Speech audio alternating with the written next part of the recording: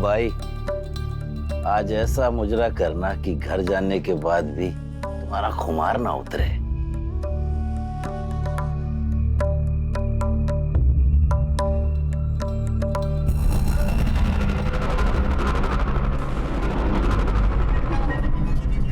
जी कहिए। मेरा आज इंटरव्यू है, मुझे देर हो रही है। मुझे अगले आईटी चौराहे तक उतार देंगे? भाई बैठिए।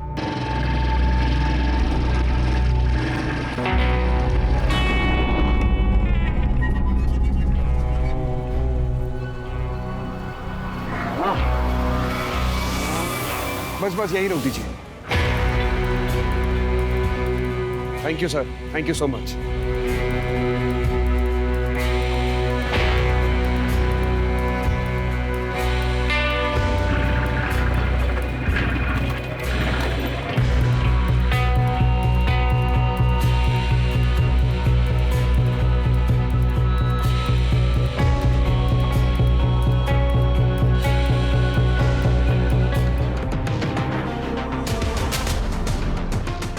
तीसरी बार तुमने अपना रिकॉर्ड तोड़ा है।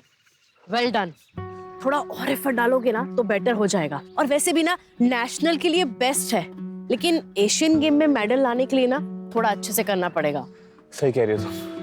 आप डाइट फॉलो कर रहे हो ना, जो हमने आपको बताया था? तुम्हें पता है ना हम कितने इंटेलिजेंट हैं। अच्छा, वो कैसे? वो ऐसे कि हमने अपने न्यूट्रिशन से प्यार कर लिया। अब सारी जिंदगी फिटनेस की टेंशन खत्म। अच्छा, लेकिन हम सीरियस हैं। हम चाहते हैं कि आप अपना स्टेमिना बढ़ाओ एशियन गेम के लिए, और बहुत जरूरी है। तुम्हें मेरे स्टेमिना पे शक है तो एक बार हटो।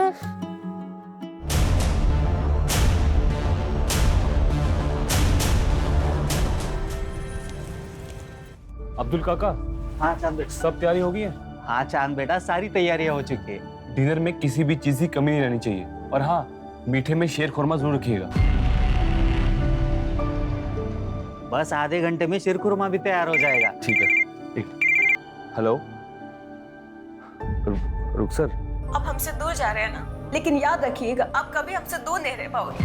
ये तो तुम्हारी गलत फहमी है। आजकल तो सिर्फ हमें एक ही का ख्याल आता है। चलो हम बाद में बात करते हैं। सब सेट है? जी अरबाज भाई, सब ठीक है। ये हीना तबस्सुम कहाँ रह गई? हीना तबस्सुम, और कितना वक्त लगेगा? आ गए भाईजान। कैसी लग रही हूँ?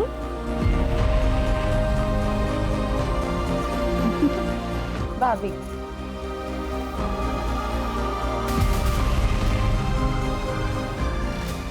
बेगम को तैयार होने के लिए थोड़ा तो वक्त लगेगा ना मियाँ?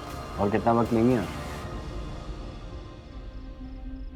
अब हमारी बहन को देखिए, कितना जल्दी तैयार होकर आ गई। एक मिनट तेरा कॉल। हाँ। हेलो। हाँ जोया। तुम जो कर रहे हो ना चांद, इसका नतीजा अच्छा नहीं होगा। तुम्हारे लिए क्या कुछ नहीं किया हमने।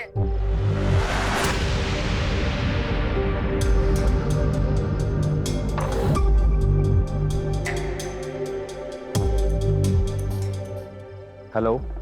हाँ जोया। अरे एक मिनट सांस तो ले लो। ऐसा कुछ नहीं जैसे तुम सोच रही हो। एक मिनट बाद में बात करते हैं। हेलो। हाँ डिम्पी। हम अपनी जान दे देंगे चांद, अब मुझसे बर्दाश्त नहीं होता। अरे प्लीज अब नहीं यार, फंक्शन होने में कुछ ही देर बाकी है। तुम पर भरोसा करके मैंने बहुत बड़ी गलती कर दी। अब रुको, हम बाद में बात करते हैं।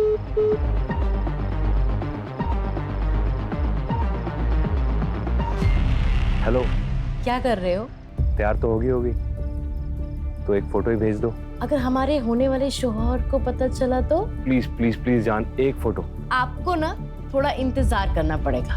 अच्छा चलो, हम रखते हैं, बारात आने का टाइम हो गया है। ठीक है।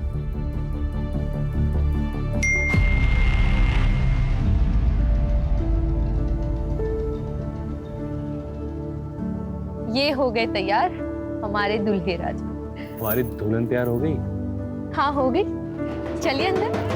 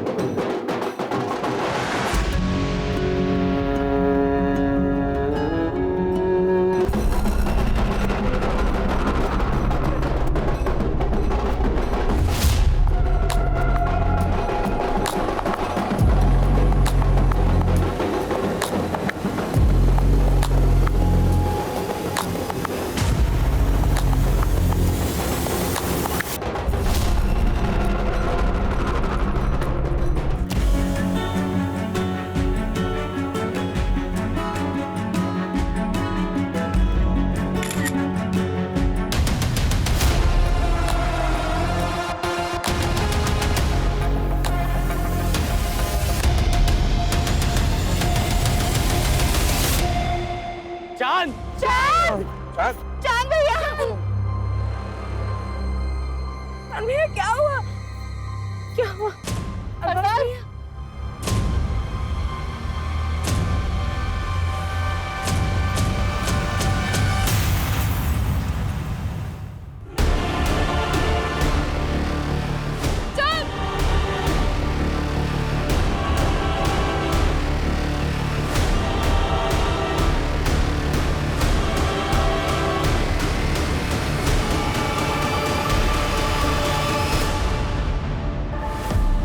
चांद उठो चांद, चांद तुम मुझे ऐसे छोड़ के नहीं जा सकते चांद, चांद उठो, चांद, चांद।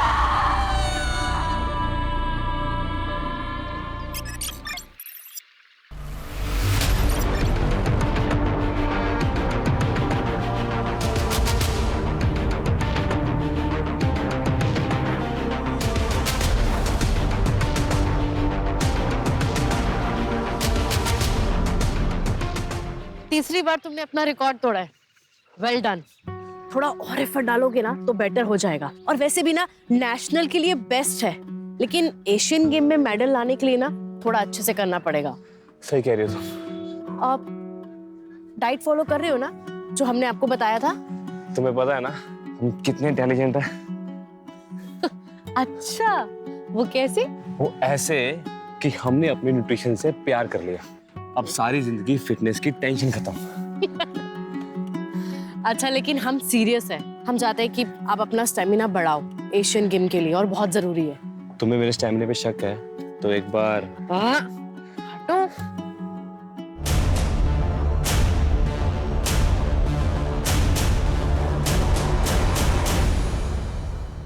सर वो ईद की छुट्टी ली थी इसलिए हम।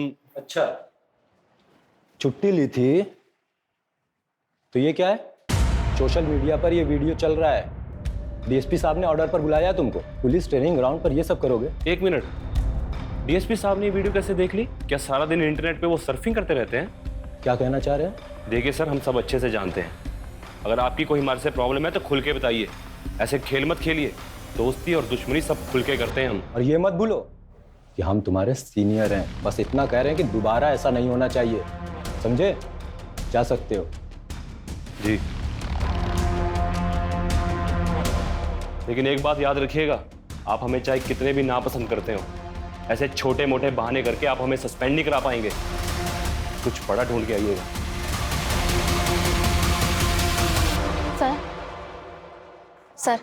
जी क्या हुआ बताइए। हमारा नाम रीना है। हमारे नेशनल कॉलेज के पास एक बार है जहाँ पर कुछ लोग हमेशा नशे की हालत में लड़कियों के साथ छेड़छाड़ करते रहते हैं। उस बार का मालिक भी हमारे साथ बदतमीजी करता है। क्या नाम है बार का? पीएल बार।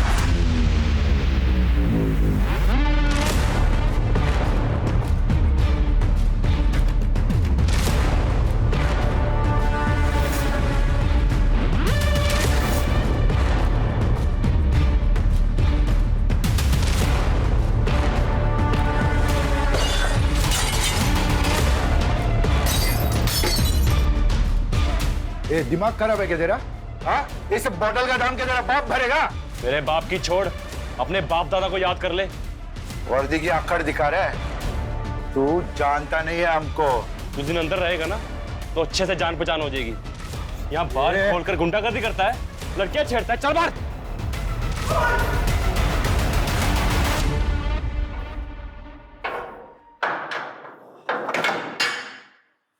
ये सब क्या चांद? कुछ नहीं सर, अपनी ड्यूटी कर रहे हैं। ये आदमी ना कहानी मत सुना मुझे। और ये मत भूलो कि ये जो वर्दी मिली है ना, स्पोर्ट्स कोटा में मिली है तुम्हें। ना तुम्हारे बस की बात नहीं है सब इंस्पेक्टर बनना। जिस आदमी को अंदर डाला है ना, तुरंत रिलीज करो। सर इसके खिलाफ कंप्लेंट मिली है हमें। कंप्लेन मिली है? मतलब कोई भी लड़की आकर कुछ भी कहेगी, बिना इंक्वायरी किए मान लोगे? हाँ मिश्रा जी? Yes sir. ये सज्जन आदमी को तुरंत रिलीज करिए। यस।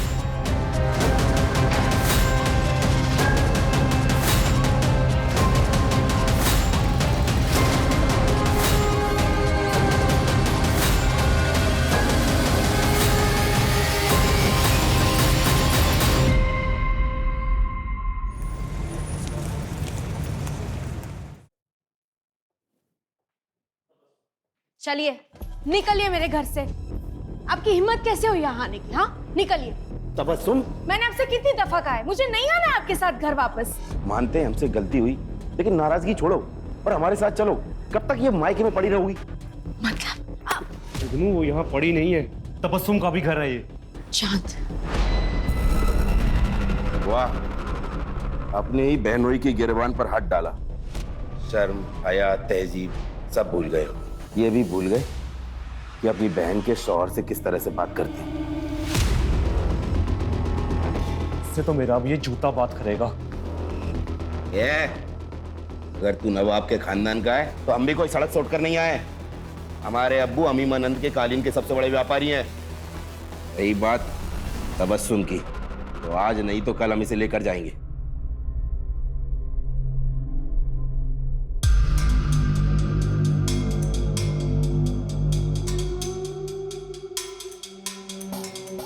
क्या है ये सब?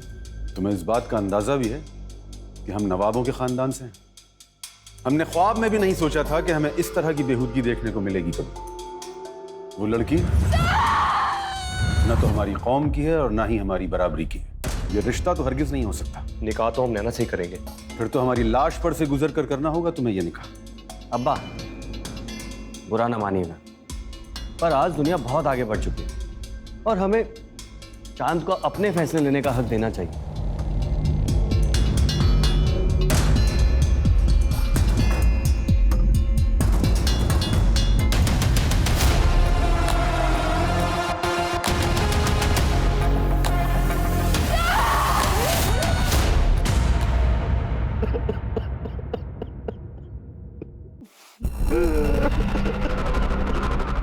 अरे जैसा भी था हमारा साला था, हम सबको छोड़कर चला गया। जब तक पोस्टमार्टम नहीं हो जाता हम हमारे भाई को नहीं दफनाएंगे। बस हमें पुलिस में खबर करनी चाहिए। चांद जवान था, सेहतमंद था, स्पोर्ट्समैन था। उसको कैसे हार्ट अटैक हो सकता है? तो मुझे यकीन नहीं हो रहा। क्या चाहते हो तुम? अपने बेटे को दफनाने से पहले हम उसके जिस्म के टुकड़े टुकड़े कर दें। डॉक्टर ने डेथ सर्टिफिकेट दे दिया है, अब किसी पोस्टमार्टम की कोई जरूरत नहीं। चलो जनाजे की तैयारी शुरू करो।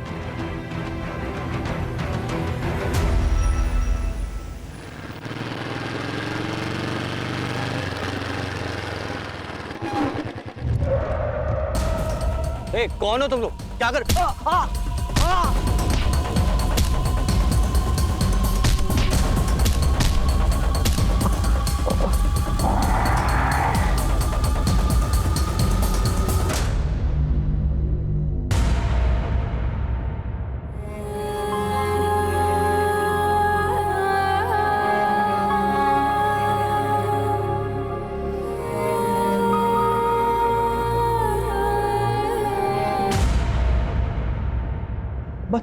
चांद को ऐसे कैसे हार्ट अटैक आ सकता है? चांद जवान था, सेहतमंद था, स्पोर्ट्समैन था। चांद को हार्ट अटैक हो ही नहीं सकता। मैं यकीन नहीं कर पा रहा हूँ। अब्बा, हाँ बेटा। अब्बा आप दिल के मरीज हैं। भाई के जाने का गम सबको है, मगर आप यूं ही ये सब सोचते रहोगे तो आप ही की तबीयत बिगड़ेगी ना। आप ये सब सोचना बंद कीजिए और ये लीजिए दवाई।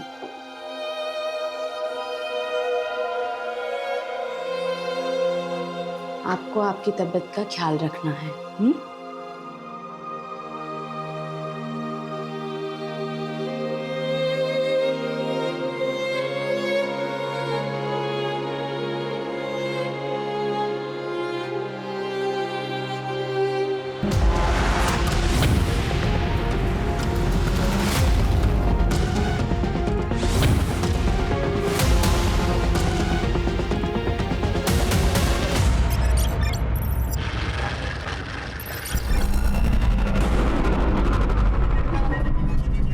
जी कहिए। मेरा आज इंटरव्यू है, मुझे देर हो रही है। मुझे अगले आईटी चौराहे तक उतार देंगे? आइए बैठिए।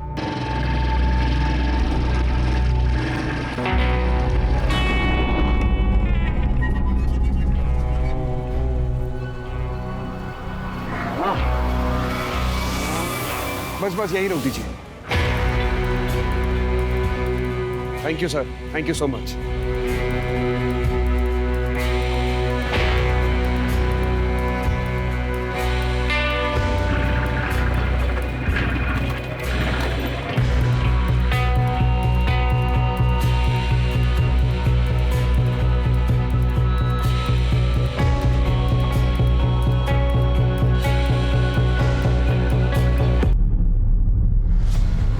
जल्दी आओ, यहाँ कोई गिर पड़ा है। भाई साहब क्या हुआ आपको? उस आदमी ने कुछ चुभाया। कौन आदमी? क्या हो गया इसको? ये बोल रहा है किसी ने कुछ चुभोया है इसे। ऐसे ही मुंह देखता रहेगा, इसको अस्पताल भी लेके चले। डॉक्टर डॉक्टर डॉक्टर, देखो ना इसे क्या हो गया।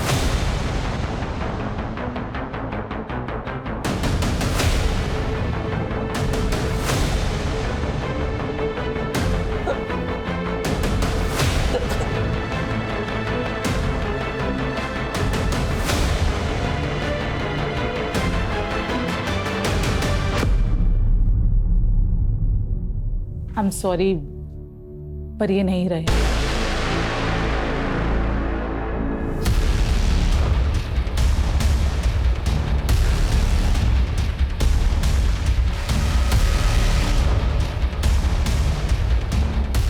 इनको किसने बुलाया? मैंने बुलाया सर, मुझे केस हार्ट अटैक का नहीं लगता है। Hello doctor. Hello inspector. Doctor Divya ने हमें फोन पे बताया था कि इनके कंधे पे कोई पिन चुभोने का मार्क है। जी, यहाँ पर। ये कौन लेके आया इनको? हमारे खेत के पास बेहोश था तो हम ले आए। सर ये इनका वॉलेट है।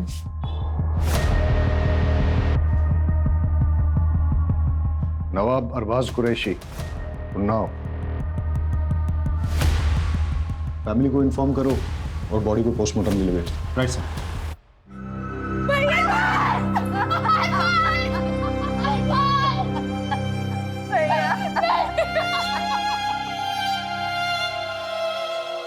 हम नवाबों के खानदान से हैं।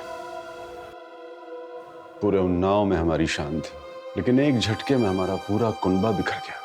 पहले छोटा बेटा चांद और अब अरबाज।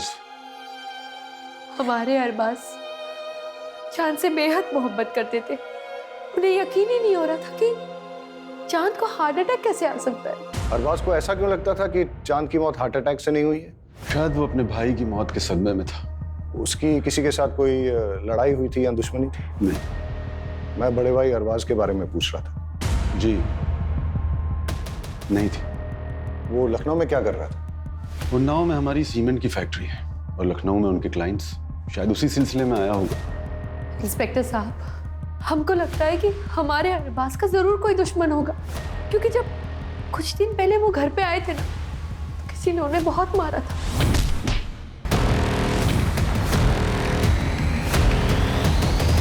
सर जब अरबाज पर अटैक हुआ था उसी समय मैंने उससे कहा था कि पुलिस स्टेशन में आकर एक FIR कराने के लिए। सुना है नवाब साहब कि आपके ऊपर किसी ने हमला कर दिया।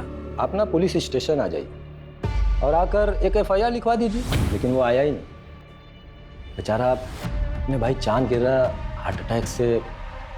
चांद एक नेशनल लेवल एथलीट था, सब इंस्पेक्टर था और उसकी फैमिली बोल रही थी कि एकदम फिट था। अब उसका इस तरह हार्ट अटैक से मरना कुछ समझ में नहीं आ रहा है। आजकल तो लोग जिम में एक्सरसाइज करते करते बेवजह मर जाते हैं हार्ट अटैक से। आप ही हैं नवाब साहब के फैमिली डॉक्टर? जी हाँ। आप यकीन से कह सकते हैं कि चांद की मौत हार्ट अटैक से हुई थी?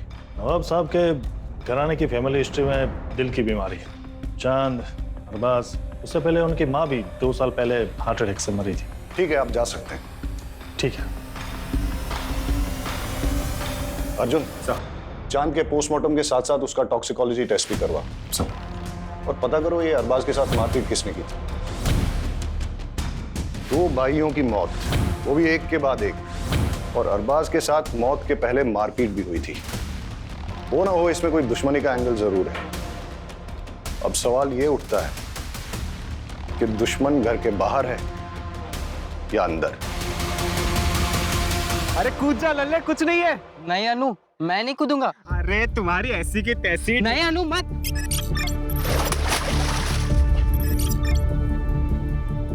अरे नौटंकी बाज।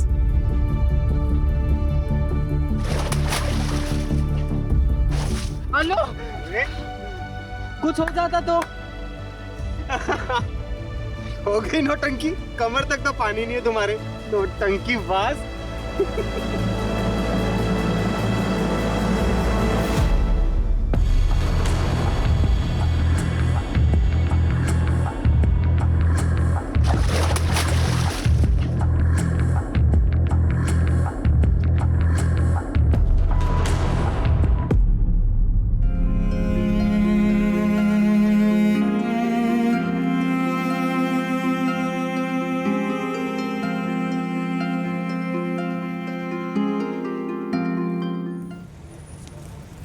बहुत प्यार करते थे वो हमसे, लेकिन गुस्से वाले भी थे। हम उन्नाव पुलिस वालों को कह कह के थक गए थे कि चांद को हार्ट अटैक नहीं आ सकता है। हम खुद पेशे से न्यूट्रिशनिस्ट हैं, उनके खाने पीने में कड़ी निगरानी रखते थे हम। अभी अभी आपने बताया कि वो व्यवहार से थोड़े गुस्सैल थे, तो उनकी किसी के साथ कोई अनबन जिसके बारे में आप जानती हैं? शायद हमारी शादी, हम दोनों अलग अलग धर्म के थे और इस शादी के खिलाफ बहुत से लोग थे। मेरे कुछ घर वाले और चांद के कुछ जानने वाले लोग। ऑनलाइन तो हमारे रिश्ते का मजाक भी बना था। ये देखिए,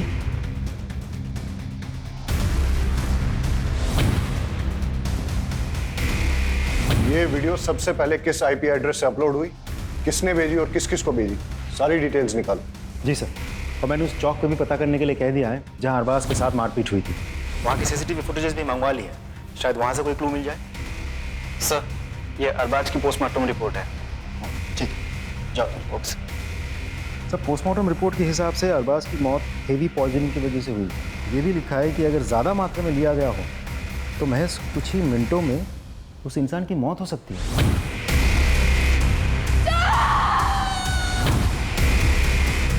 पता करो ये जहर कहाँ से प्रोक्योर किया जा सकता है। और हाँ, अगर अरबाज की मौत जहर देने से हुई है तो हो सकता है कि चांद को भी ऐसे ही मारा गया।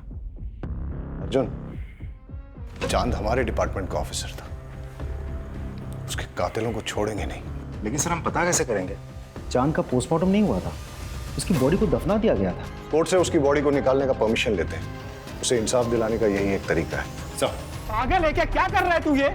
अनु, मुझे माफ कर दे अनु। माफ कर दे? क्या किया क्या है तूने?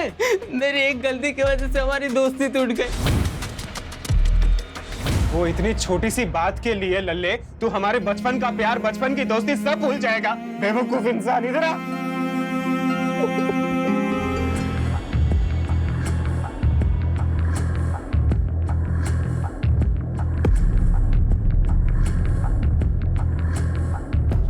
तो चांद के अवशेष को निकलवा कर टॉक्सिकोलॉजी के लिए भेज दिया गया है।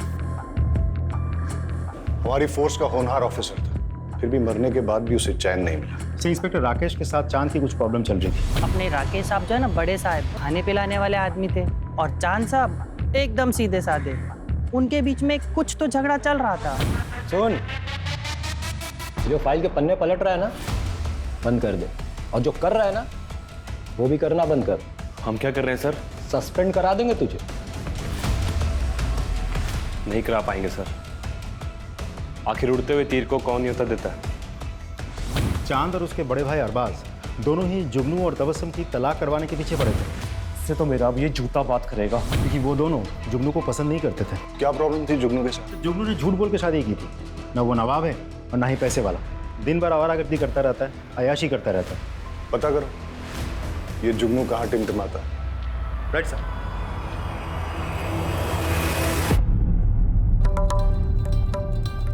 निम्मो भाई, आज ऐसा मुजरा करना कि घर जाने के बाद भी तुम्हारा खुमार ना उतरे।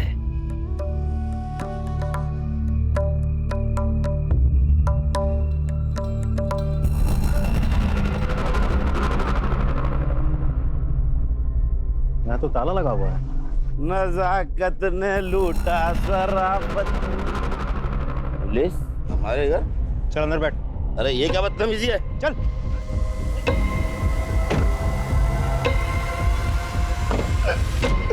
जनाब, हमने कुछ नहीं किया है, बस हमें हमारी बेगम हमारे घर में चाहिए। हम उनसे बहुत मोहब्बत करते हैं। दोनों भाई तेरे खिलाफ थे। चांद जो कि पुलिस ऑफिसर था, पहले तूने उसको मार दिया और साथ ही साथ नवाब साहब की प्रॉपर्टी का एक हकदार कम कर दिया। और फिर मौका मिलने पर उसके बड़े भाई अरबाज को भी रास्ते से हटा दिया तूने। तो तेरा तलाक भी नहीं हो सकता तबस्सुम से। अब तू जिंदगी भर नवाब की हवेली में थोड़ी शराब, थोड़ी कबाब, थोड़ी उर्दू, थोड़ी नवाजत नहीं करता रहेगा। लाहौर में लकूवत, हम उनका खून कैसे कर सकते हैं साहब? तो चांद की पोस्टमार्टम रिपोर्ट आ गई है, उसे भी वही जहर दिया गया है जो अरबाज को दिया गया था। मतलब दोनों भाइयों की मौत एक ही तरह से हुई है, यानी कि कातिल एक ही है और उसका मोटिव भी एक ही है। दोनों भाइयों की मौत से सबसे ज्यादा फायदा किसको हो सकता है? सर मुझे तो लगता है हमें जुगनू पर नजर रखनी चाहिए। रखो। और कुछ पता चला? सर हम अरबाज के कॉल रिकॉर्ड चेक कर रहे थे, पता चला कि वो एक सीबीआई ऑफिसर के साथ टच में था, नाम है सदानंद भोसले। अच्छा, भोसले साहब से अपॉइंटमेंट लो, मिलते हैं। सर तुम्हारे सोशल मीडिया का पेज नैना और चांद के खिलाफ हेट स्पीच से भरा है। क्यों भाई, क्यों किया ऐसा? सर मैंने लिखा और वो वीडियो भी वायरल की। इसमें क्या गलत किया सर? नैना मेरी कजन है, अगर मैं अपने घर की इज्जत नहीं बचा सकता तो किस काम का हूं मैं सर? ये लोग हमारी बहन बेटियों को भड़का रहे हैं सर। इसलिए चांद को रास्ते से हटा दिया, मार दिया उसको तुमने? गुस्सा तो बहुत आता था उस पे, ऐसे देख के खून खौलता था, लेकिन मैंने उसे नहीं मारा सर। हमारे पास आई विटनेस है जिसने तुमको चांद के साथ लड़ते हुए देखा है। अबे हीरो, चल निकल यहाँ से, वरना तेरी सारी रंगबाजी यहीं निकाल दूंगा।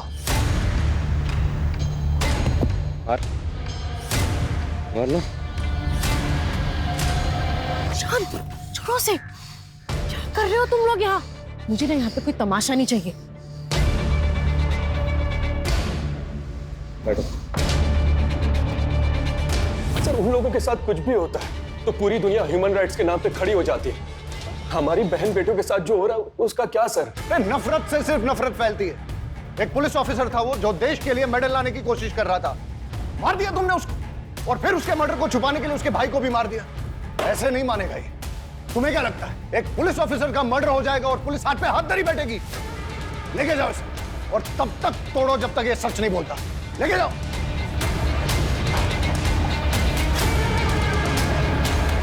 सर खबरों से पता चला है कि अरबाज की मौत से पहले उसके साथ जो मारपीट हुई थी वो बबलू के आदमियों ने की थी। उठा के लाओ बबलू को।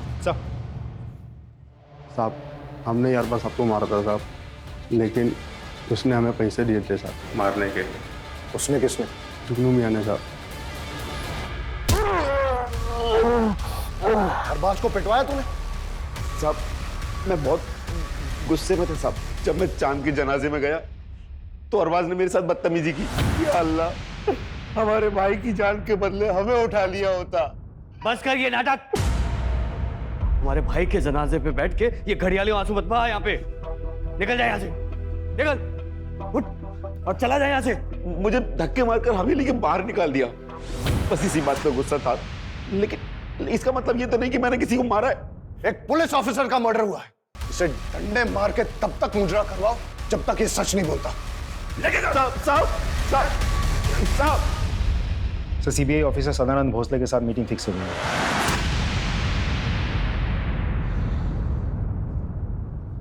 अरबाज ने मुझसे बात की थी, वो चाहता था कि उसके भाई के मर्डर की इन्वेस्टिगेशन सीबीआई करे, लेकिन सीबीआई ऐसे किसी केस को कैसे ले सकती है?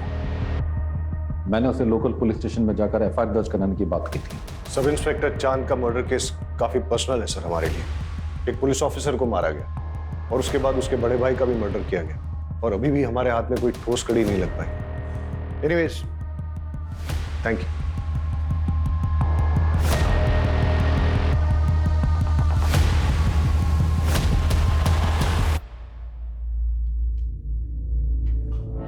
अवस्थी साहब थोड़ा ध्यान रखिएगा, उस मर्डर केस की पुलिस जोर शोर से जांच कर रही है, कहीं बुझती हुई चिंगारी सुलगती हुई आग ना बन जाए। केस के लिए जरूरी है इसलिए तुमसे पूछ रहा हूं, क्या तुम्हारे और चांद के बीच में फिजिकल रिलेशंस थे? नहीं सर, हमने डिसाइड किया था कि जो करेंगे शादी के बाद करेंगे। लेकिन आप ये सवाल क्यों पूछ रहे हो? इससे उसकी मौत का क्या वास्ता है? जांच में हमें यह पता चला है कि चांद उन्नाव के बाहर एक केमिस्ट से रेगुलर तौर पे सेक्सुअल परफॉर्मेंस की दवाइयां खरीदता था।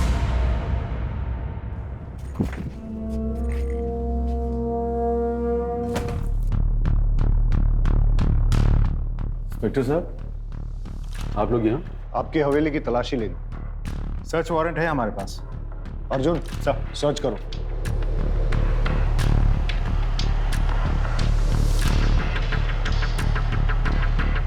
और कितनी तकलीफें पहुंचाएंगे हम? जाइए यहाँ से, अकेला छोड़ दीजिए हम सब, बंद कीजिए ये सब। आपके दोनों बेटों की हत्या हुई है और आप चाहते हैं कि हम इन्वेस्टिगेशन बंद कर दें?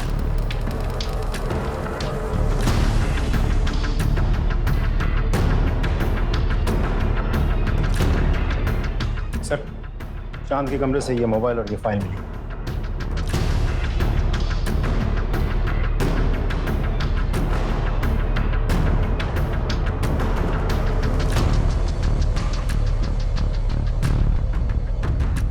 इंस्पेक्टर राकेश अवस्थी से मिलना पड़ेगा। आपका चांद के साथ कोई प्रॉब्लम चल रहा था तो आपने उसे मरवा दिया और फिर इस मर्डर को छुपाने के लिए चांद के बड़े भाई अरबाज को भी मरवा दिया। ये सब बकवास और बेकार की बातें हैं। ये डॉक्यूमेंट्स देखिए। चांद ने ये सबूत इकट्ठे किए थे कि 6 महीने पहले एक लड़के को आपकी कस्टडी में टॉर्चर करते हुए आपने उसे मार डाला।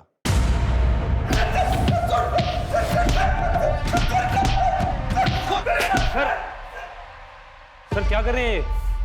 अगर इसका लाइसेंस एक्सपायर है तो कैसे जान से मार देंगे? तुम मेरे बीच में टांग अड़ाना बंद कर, निकल यहां से। मैंने कहा निकल यहां से।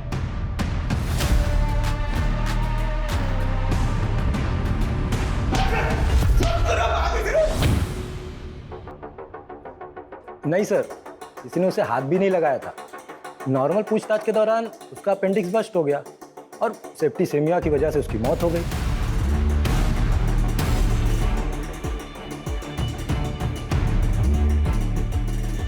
हम ना छोड़ेंगे नहीं तुम्हें।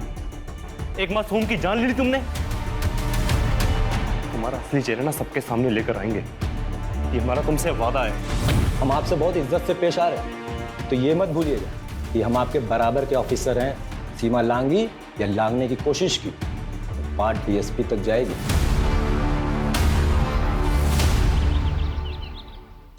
वहीं रुक जाओ, वहीं रुक जाओ। अगर हमारा बेटा तुम्हारे प्यार में नहीं पड़ा होता ना, तो आज वो जिंदा होता। अगर आपने अपना बेटा खोया तो मैंने भी अपना प्यार खोया है। कुछ नहीं खोया है तुम, लेकिन हमने अपना बेटा खोया है। और हमें तो कभी कभी लगता है कि तुम्हारे घर वालों में से किसी ने हमारे बेटे को। अबू, आपकी तबीयत खराब हो जाएगी। आपको जो लगता है लगता रहे। बाहर के लोगों को भी ना बहुत कुछ लगता है। आपने तो चांद का पोस्टमार्टम भी नहीं होने दिया ना। बदतमीज, निकल जाओ यहाँ से। अबू संभालो, अबू संभालो अपने आप को। अबू, अबू। आज के बाद कभी भी मेरी बेटी के आसपास भी दिखाई दिया ना तो जान से मरवा दूंगा। रिद्धि से प्यार करते हैं हम। आपको जो करना है वो करिए। ये ऑडियो फाइल अमर की iCloud स्टोरेज से मिला है और साथ ही उसकी और आपकी बेटी रिद्धि की बहुत सारी फोटोज भी मिली। और क्या मिला? और एक वीडियो भी मिला है जिसमें अमर ने डर जताया कि आप उसका खून करवा सकते हैं। सब बकवास है, झूठ है। ये रही उसकी असली पोस्टमार्टम रिपोर्ट जो आप लोगों ने बदल दी थी। इस रिपोर्ट में यह साफ साफ लिखा है कि उसकी मौत 11 हड्डियां टूटने और इंटरनल ब्लीडिंग से हुई है। और जब ये सबूत चांद ने इकट्ठे किए तो आप लोगों ने उसको मरवा डाला। और जब अरबाज चांद के मर्डर की सीबीआई इंक्वायरी चाहता था तो उसको भी खत्म करवा दिया आपने। फिलहाल इतने सबूत काफी हैं आप लोगों को अंदर करने के लिए, और बाकी आपका जुर्म हम कोर्ट में साबित करेंगे। चांद और अरबाज का खून हमने नहीं किया है।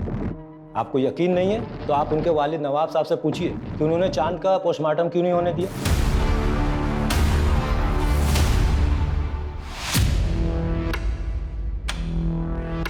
कैसे हैं इकबाल साहब? ठीक है। अभी हमें जब पता चला कि इकबाल साहब को हॉस्पिटल लेके आए तो हमने सोचा कहीं इनके साथ भी ऐसा ही तो नहीं हुआ जैसा इनके बेटों के साथ।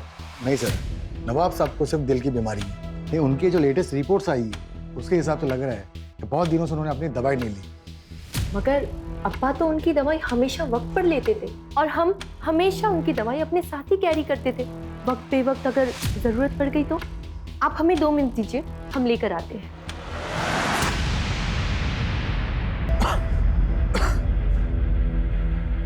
नवाब साहब, एक बात हमारी समझ में नहीं आई, आपने अपने छोटे बेटे चांद की बॉडी का पोस्टमार्टम क्यों नहीं होने दिया? बचपन से जिसे दिल से लगाकर पाला, पोसा, बड़ा किया, उसके टुकड़े कैसे होने देते? ये रही दवाई। दे दीजिए मुझे।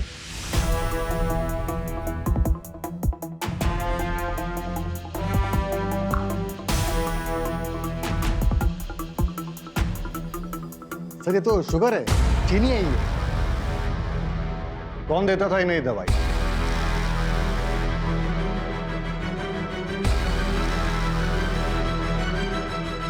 तुमने अपने अब्बा को मारने की कोशिश की, क्यों किया तुमने ऐसा? प्यार करते थे हम किसी और से, मगर हमारे अब्बू ने हमारा निकाह उस जुगनू से करवा दिया। नवाबी चोला ओढ़ एक जालिम और जिद्दी इंसान है मेरे अब्बू। और तुम्हारे भाई? उन्होंने भी नहीं रोका इंस्पेक्टर साहब मेरे अब्बू को। चांद भैया ने खुद के निकाह के वक्त तो किसी की भी नहीं सुनी, मगर मेरे निकाह के वक्त उनके मुंह में दही जम गया था। नफरत हो गई थी हमें उन सब से। अच्छा हुआ दोनों मर गए, काश मेरे अब्बू भी मर जाते। मर गए या तुमने मरवा दिया? नहीं इंस्पेक्टर साहब, चाहने में और करने में फर्क होता है। हमें नफरत जरूर थी मगर हमने नहीं मारा उन्हें, सच्ची।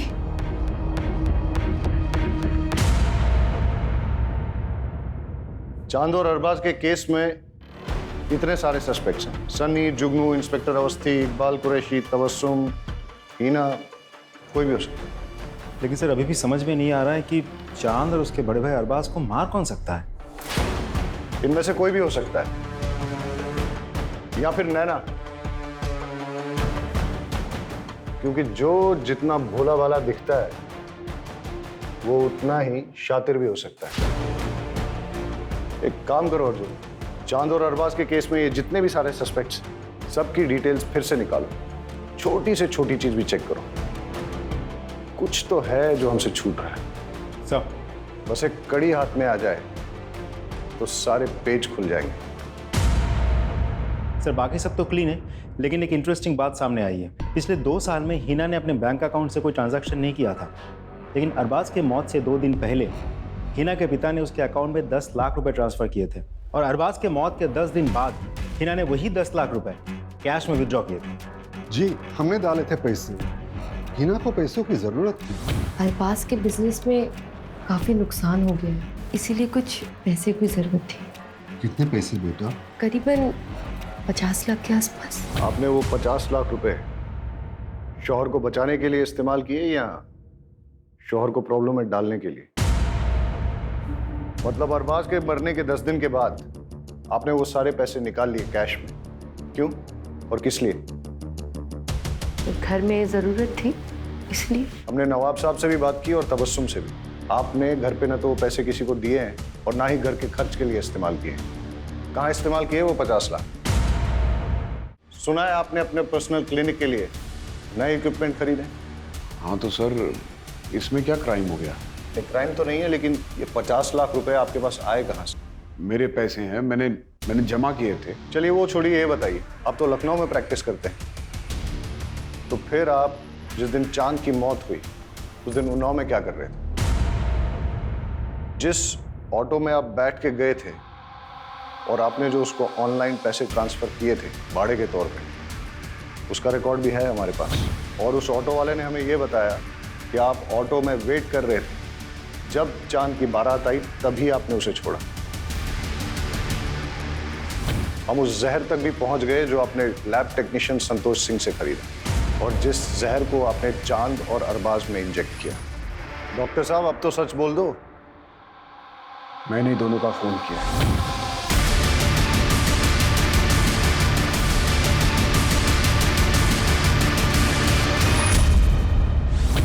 सच आपको हम बताते, जब हमारी शादी अरबाज से हुई तो हम बेहद खुश थे। मगर हमारी खुशी तो सिर्फ चंद पलों की थी। शादी के बाद हमको एहसास हुआ कि अरबाज हमसे प्यार नहीं करते। हमारी शादी को 2 साल हो गया था, मगर उन्होंने कभी हमें हाथ तक नहीं लगाया। हमें उन पर शक होने लगा। एक दिन फिर अरबाज बाहर जा रहे थे, तब हमने फैसला किया कि आज इनका पीछा करेंगे।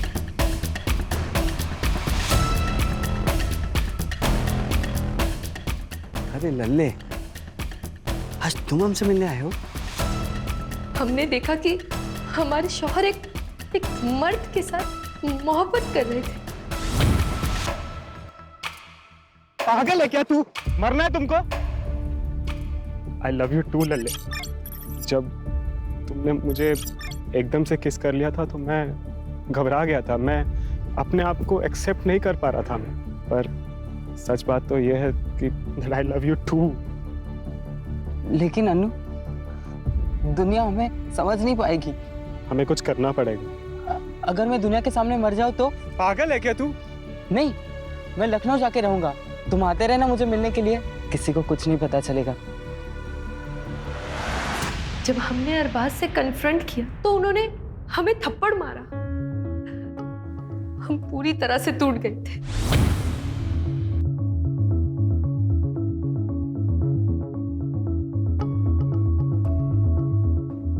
क्या हुआ भाभी? आप रो क्यों रही हैं?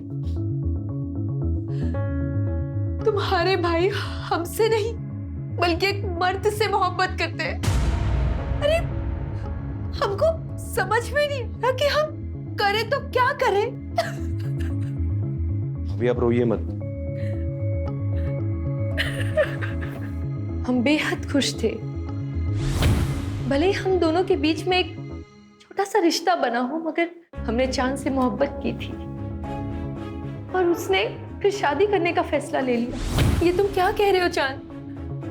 हम तुमसे प्यार करते, तुम ये नहीं कर सकते। हमें छोड़ के तुम किसी और से शादी नहीं कर सकते। हम आपसे प्यार नहीं करते, वो बस एक हमारी गलती थी। हम नैना से प्यार करते और भैया को हम और दगा नहीं दे सकते। ये आपका नसीब है।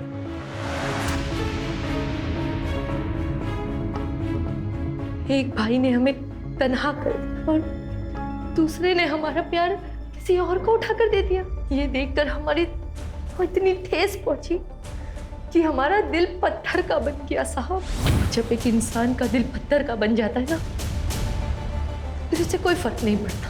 हमें रत्ती भर भी अफसोस नहीं हुआ ये फैसला लेते हुए कि अब हम इन दोनों को मार देंगे। ऊपर वाला आपको दोनों जहां की खुशियां अता फरमाए।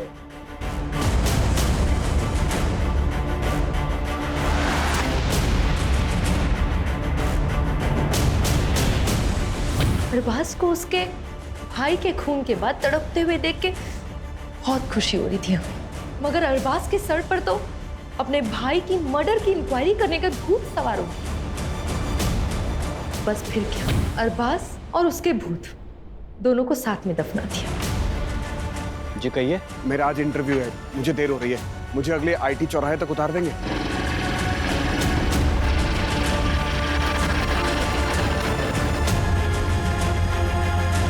हाँ, बस यहीं रोक दीजिए। Thank you sir, thank you so much. मैं उस दिन जानबूझकर हॉस्पिटल देर से पहुंचा। अगर हॉस्पिटल में मेरी आरएमओ डॉक्टर दिव्या ने अरबाज के कंधे पर निडल का घाव और वो खून की बूंद नहीं देखी होती, तो अरबाज की मौत भी हार्ट अटैक ही साबित होती। मासूमों का बहाया हुआ खून कभी भी खामोश नहीं रहता। एक एक खून की बूंद गवाही देती है। अब जिंदगी भर जेल की 4 दीवारी के बीच बैठकर सोचना किसका गुनाह बढ़ा।